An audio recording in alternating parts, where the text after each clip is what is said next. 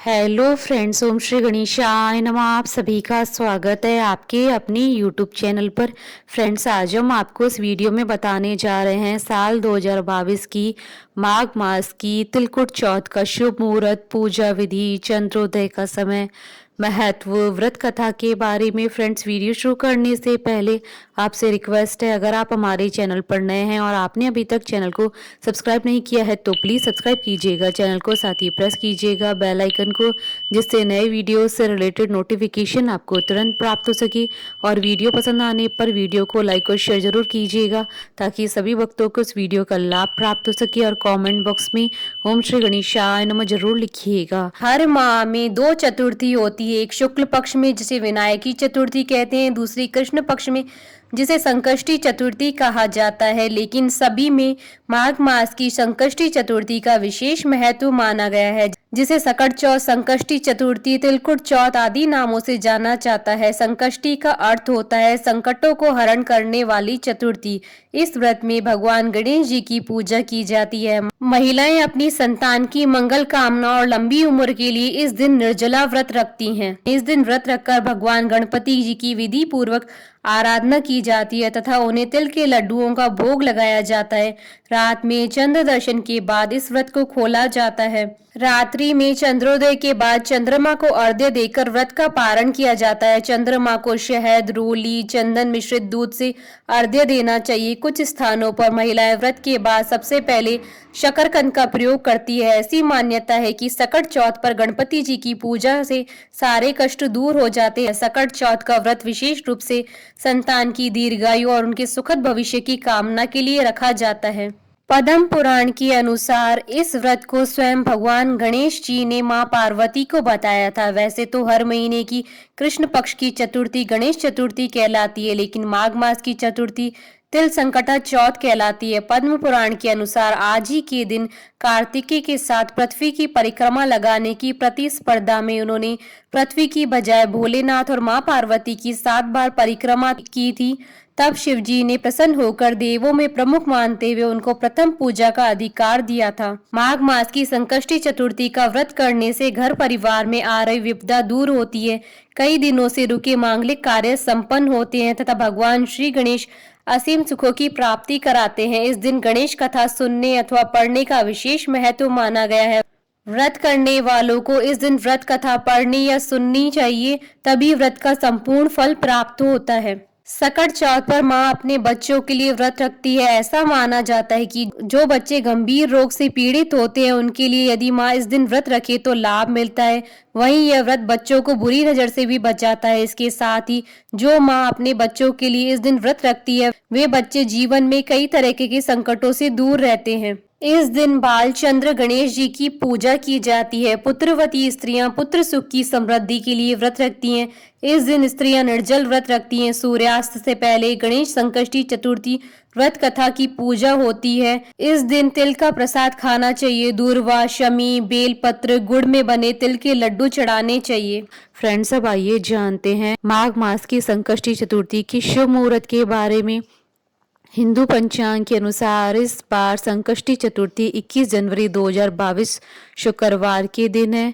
माघ कृष्ण चतुर्थी तिथि प्रारंभ होगी 21 जनवरी 2022 को सुबह 8:51 पर और माघ कृष्ण चतुर्थी तिथि का समापन होगा 22 जनवरी 2022 को सुबह 9:14 पर। चंद्रोदय का समय रहेगा 21 जनवरी 2022 को रात्रि 9:07 पर। फ्रेंड्स, अब आइए जानते हैं तिलकुट चौथ की पूजन विधि के बारे में। बालचंद्र गणेश जी की पूजा संकट चौथ को की जाती है। प्रातः काल नित्य कर्म से निवृत्त होकर षडोपचार विधि से गणेश जी की पूजा करें और गणेश जी की वंदना करें। इसके बाद बालचंद्र गणेश जी का ध्यान करके पुष्प अर्पित करें। पूरे दिन मन ही मन में श्री गणेश जी के नाम का जाप करें। सूर्यास्त के बाद स्नान करके स्वच्छ वस्त्र पहन ले। अब विधि पूर्वक गणेश जी का पूजन करें। एक कलश में जल भरकर रखें। धूप दीप अर्पित करें। नैवेद्य के रूप में तिल तथा गुड़ के बने हुए लड्डू, ईख, शकरकंद, गुड़ तथा घी अर्पित करें।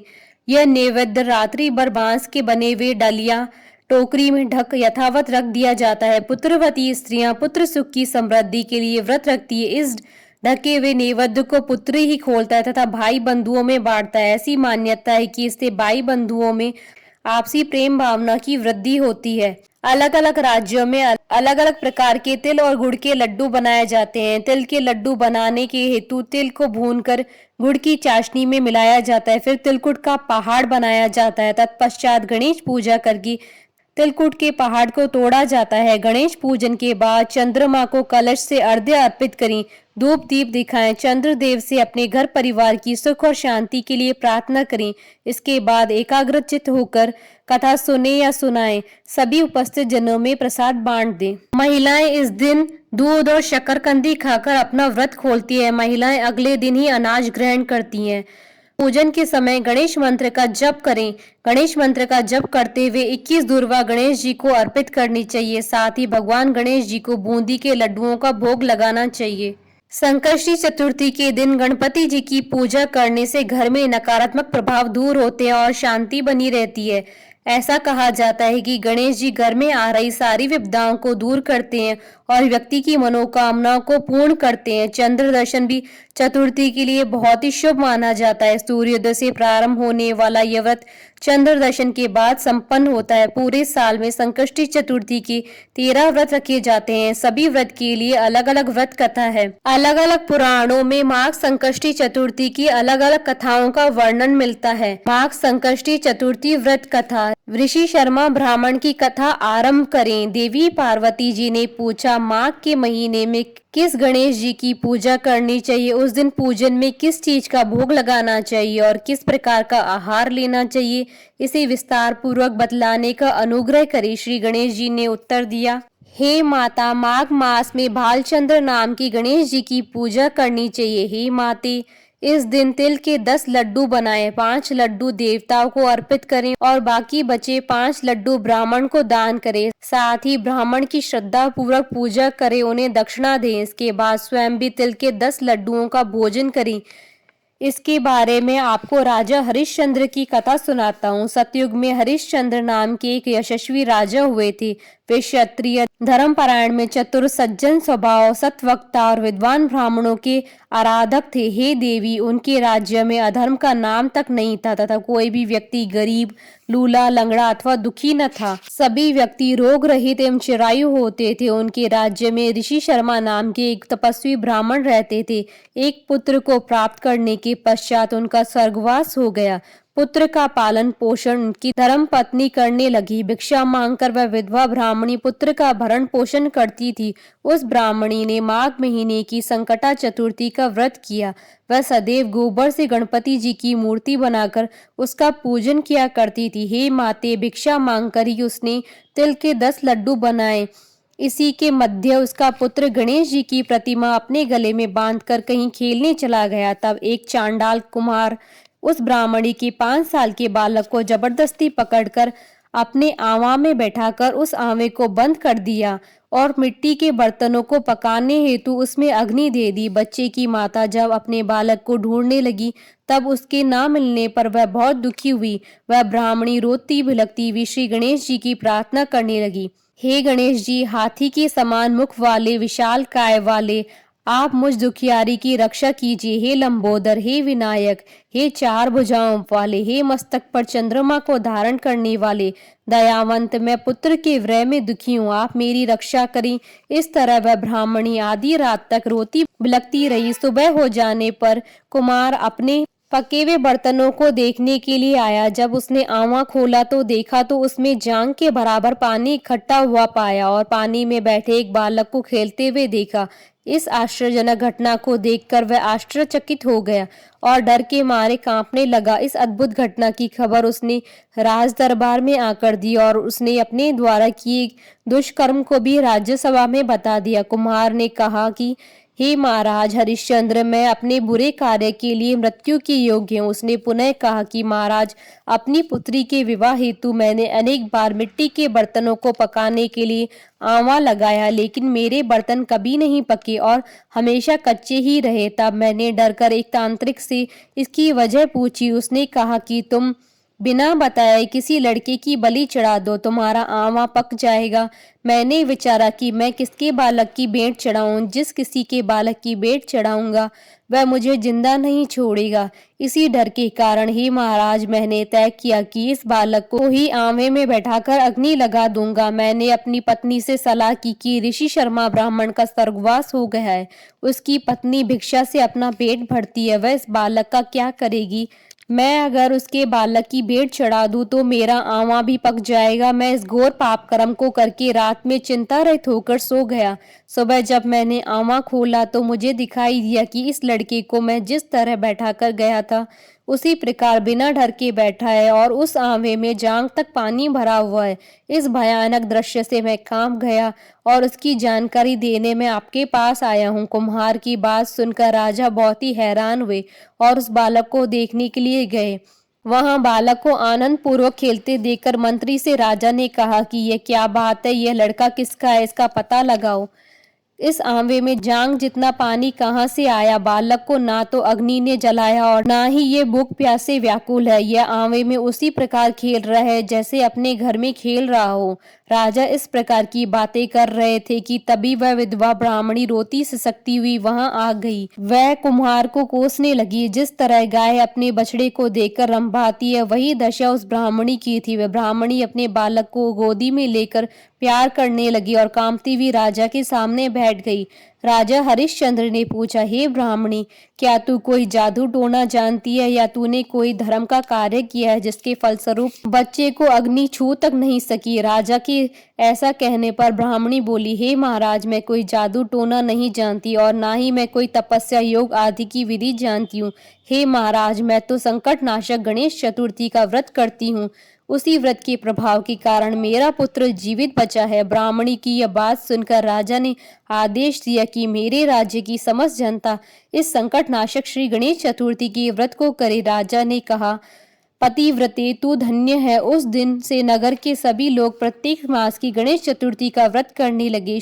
श्री कृष्ण जी ने कहा, हे युधिष्ठिर, आप भी इस उत्तम व्रत को कीजिए। इस व्रत को करने से आप राज्य को प्राप्त करेंगे तथा आपकी सभी इच्छाएं पूरी होंगी। भगवान श्री कृष्ण के वचनों को सुनकर श्री युधिष्ठिर बहुत प्रसन्न हुए और महाकृष्ण चतुर्थी का व्रत करके निर्विघ्न राज्य का सुख भोगा। तिल चौथ की कथा। एक शहर में देवरानी जेठानी रहती थी। जेठानी अमीर थी और देवरानी गरीब थी। देवरानी गणेश जी की भक्त थी। देवरानी का पति जंगल से लकड़ी काट कर बेचता था और अक्सर बीमार रहता था। देवरानी जेठानी के घर का सारा काम करती थी और बदले में जेठानी बचा हुआ खाना, पुराने कपड़े आदि उसको दे देती थी। इसी से देवरानी का परिवार चल रहा था। माघ महीने में देवरानी ने तिल चौथ का व्रत किया। 5 आने का तिल व गुड़ लाकर तिलकुटा बनाया। पूजा करके तिल चौथ की कथा सुनी और तिलकुटा छींके में रख दिया और सोचा कि चांद उगने पर पहले तिलकुटा और उसके बाद कुछ खाएगी। कथा सुनकर जेठानी की आंख चली गई। खाना बनाकर जेठानी के बच्चों से खाना खाने को कहा तो बच्चे बोले, माँ ने व्रत किया और माँ भूखी है, जब माँ खाना खाएगी हम भी तभी खाएंगे। जेठ जी बोले, मैं अकेला नहीं खाऊंगा, जब चांद निकलेगा तब सब खाएंगे, तभी मैं भी खाऊंगा। जेठानी ने उसे कहा कि आज तो किसी ने भी अभी तक खाना नहीं खाया तो मैं कैसे दे दूं। तुम सुबह सवेरे ही बचा हुआ खाना ले जाना। देवरानी के घर पर पति बच्चे सब आस लगाए बैठे थे कि आज तो त्योहार है, इसलिए कुछ पकवान आदि खाने को मिलेगा। परंतु जब बच्चों को पता चला कि आज तो रोटी भी नहीं मिलेगी तो बच्चे रोने लगे। उसके पति को भी बहुत गुस्सा आया और कहने लगा, सारा दिन काम करके भी 2 रोटी नहीं ला सकती तो काम क्यों करती है। पति ने गुस्से में आकर पत्नी को कपड़े धोने के धोने से मारा। धोवना हाथ से छूट गया तो पाटे से मारा। वह बेचारी गणेश जी को याद करती हुई रोते रोते पानी पीकर सो गई।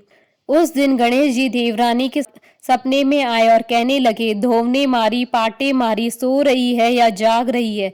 वह बोली, कुछ सो रही हूँ, कुछ जाग रही हूँ। गणेश जी बोले, भूख लगी है, कुछ खाने को दे दे। देवरानी बोली, क्या दूं, मेरे घर में तो अन्न का दाना भी नहीं है। जेठानी बचा कुचा खाना देती है, आज तो वह भी नहीं मिला। पूजा का बचा हुआ तिलकुटा छींके में पड़ा है, वही खा लो। तिलकोटा खाने के बाद गणेश जी बोले, धोवने मारी, पाटे मारी, निपटाई लगी है, कहाँ निपटे। वह बोली, यह पड़ा घर, जहाँ इच्छा हो वहां निपट लो।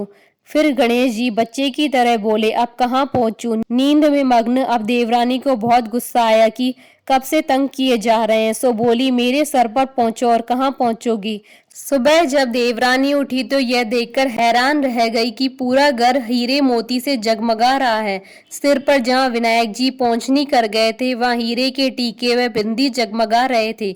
उस दिन देवरानी जेठानी के यहाँ काम करने नहीं गई। बड़ी देर तक राह देखने के बाद जेठानी ने बच्चों को देवरानी को बुलाने भेजा। जेठानी ने सोचा कल खाना नहीं दिया है, इसलिए शायद देवरानी बुरा मान गई। बच्चे बुलाने गए और बोले, चाची चलो, माँ ने बुलाया, सारा काम पड़ा है। देवरानी ने जवाब दिया, अब उसकी जरूरत नहीं है, घर में सब भरपूर है गणेश जी की आशीष से। बच्चों ने घर जाकर माँ को बताया कि चाची का तो पूरा घर हीरे मोतियों से जगमगा रहा है। जेठानी दौड़ती हुई देवरानी के पास आई और पूछा कि यह सब कैसे हुआ। देवरानी ने उसके साथ जो हुआ सब कह डाला। घर लौटकर जेठानी ने अपने पति से कहा कि आप मुझे धोने और पाटे से मारो। उसका पति बोला कि भली मानस, मैंने कभी तुम पर हाथ नहीं उठाया, मैं तुम्हें धोने और पाटे से कैसे मार सकता हूँ। वह नहीं मानी और मजबूरन पति को उसे मारना पड़ा। उसने ढेर सारा घी डालकर चूरमा बनाया और छींके में रखकर और सो गई। रात को चौथ विनायक जी सपने में आए और कहने लगे, भूख लगी है, क्या खाऊं? जेठानी ने कहा, हे गणेश जी महाराज, मेरी देवरानी के यहाँ तो आपने सूखा तिलकुट्टा खाया था, मैंने तो झड़ते घी का चूरमा बनाकर आपके लिए छींके में रखा है, फल और मेवे भी रखे हैं, जो चाहे खा लीजिए। बाल स्वरूप गणेश जी बोले, अब निपटे कहाँ? जेठानी बोली, उसके यहाँ तो टूटी फूटी झोंपड़ी थी, मेरे यहाँ तो कंचन के महल है, जहाँ चाहे निपटू। फिर गणेश जी ने पूछा, अब पहुंचू का? जेठानी बोली, मेरी ललाट पर बड़ी सी बिंदी लगाकर पहुंच लूं। धन की भूखी जेठानी सुबह बहुत जल्दी उठ गई। सोचा घर हीरे जवाहरात से भर चुका होगा, पर देखा तो पूरे घर में गंदगी फैली हुई थी, तेज बदबू आ रही थी। उसके सिर पर भी बहुत सी गंदगी लगी हुई थी। उसने कहा, हे गणेश जी महाराज, ये आपने क्या किया? मुझसे रूठे और देवरानी पर टूटे। जेठानी ने घर की सफाई करने की बहुत कोशिश करी, परंतु गंदगी और ज्यादा फैलती गई। जेठानी के पति को मालूम चला तो वह बहुत गुस्सा हुआ और बोला, तेरे पास इतना सब कुछ था, फिर भी तेरा मन नहीं भरा। परेशान होकर चौथ के गणेश जी से मदद की विनती करने लगी। गणेश जी ने कहा, देवरानी से जलन के कारण तूने जो किया था, यह उसी का फल है। अब तू अपने धन में से आधा उसे देगी, तभी यह साफ होगा। उसने आधा धन बांट दिया, किंतु मोहरों की एक हांडी चूल्हे के नीचे गाड़ रखी थी। उसने सोचा किसी को पता नहीं चलेगा। उसने उस धन को नहीं बांटा। उसने कहा, हे गणेश जी, आप तो अपना यह बिखराव समेटो। वे बोले, पहले चूल्हे के नीचे गाड़ी हुई मोहरों की हांडी सहित ताक में रखी 2 सुई के भी 2 हिस्से कर। इस प्रकार गजानन ने बाल स्वरूप में आकर सुई जैसी छोटी चीज का भी बंटवारा किया और अपनी माया समेटी। हे गणेश जी महाराज, जैसे आपने देवरानी पर कृपा की, वैसी सब पर कृपा करना। कहानी कहने वाले, सुनने वाले व हुंकारा बढ़ने वाले सब पर कृपा करना, किंतु जेठानी को जैसी सजा दी वैसी किसी को मत देना। बोलिए भगवान श्री गणेश जी की जय। हमारे साथ इस वीडियो में अंत तक बने रहने के लिए आपका धन्यवाद। ओम श्री गणेशाय नमः।